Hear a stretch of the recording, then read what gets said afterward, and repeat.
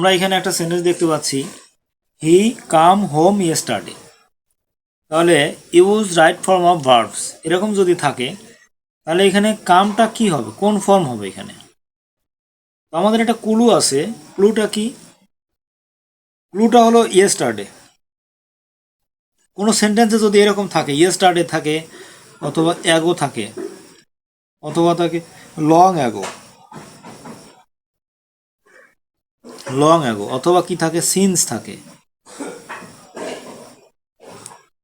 Since থাকে, অথবা কি থাকে, লাস্ট নাইট,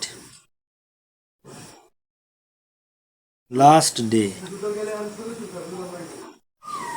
তাহলে এরকম যদি থাকে যে ইয়েস্টারডে কিংবা অ্যাগো কিংবা long ago, since, last night, last day, এরকম থাকলে ওই ভার্ব কি হয়, পাস্ট ইনডিফিনিট টেন্স হয়।